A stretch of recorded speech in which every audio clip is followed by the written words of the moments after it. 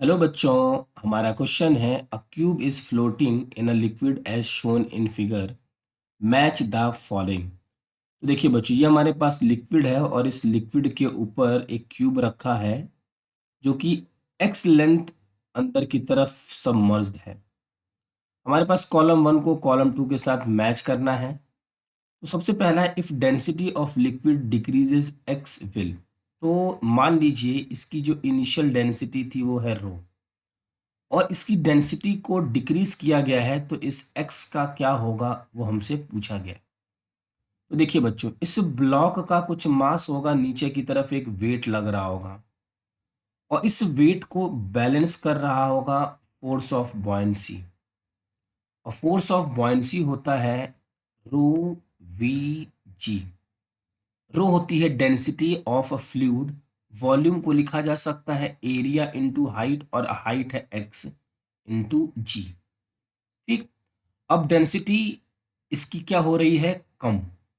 Area कोई change नहीं, जी में कोई चेंज नहीं। तो बच्चों, अगर इसकी डेंसिटी कम हो रही है, नीचे की तरफ वेट लग रहा है, तो इस वेट को बैलेंस कौन करेगा, buoyant force. Means buoyant force constant होगा क्योंकि वेट क्या है, कांस्टेंट। और अगर वेट कांस्टेंट है बच्चों, तो बॉयंट फोर्स को भी कांस्टेंट होना होगा। अब इस केस में जो डेंसिटी है वो हो रही है डिक्रीज, और इसको कांस्टेंट करने के लिए एक्स को क्या होना होगा, इंक्रीज होना होगा, क्योंकि ये दोनों चीजें तो क्या है, कांस्टेंट। तो हमारे इसका आंसर होगा X will increases, B answer. फिर कहा जा रहा है if size of cube is emerge X will. तो साइज के बारे में देखिए बच्चों, अगर इस क्यूब का साइज बड़ा हो गया, अगर क्यूब का साइज इंक्रीज करता है, साइज इंक्रीज किया, तो इसका वेट इंक्रीज कर जाएगा।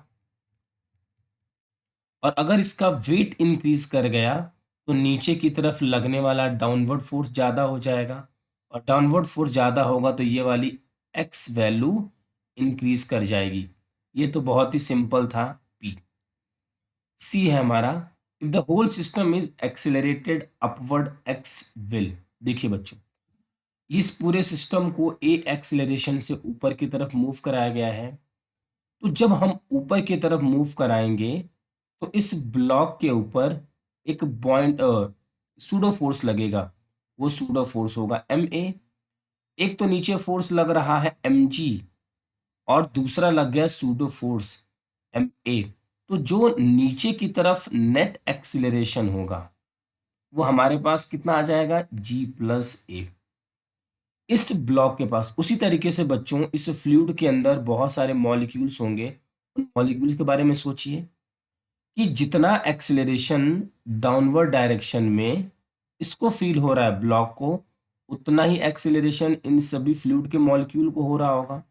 तो हम ये कह सकते हैं relative acceleration between block and water, या फिर फ्लूइड जो भी हमको गिवन है, लिक्विड गिवन है, लिक्विड मॉलिक्यूल्स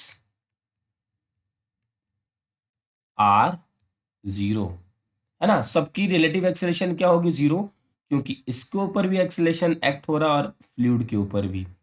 तो यहाँ पे जो एक्स होगा बच्चों वो कैसा होगा, सेम। तो हमारे इस क्वेश्चन का आंसर है P P R, second option is correct.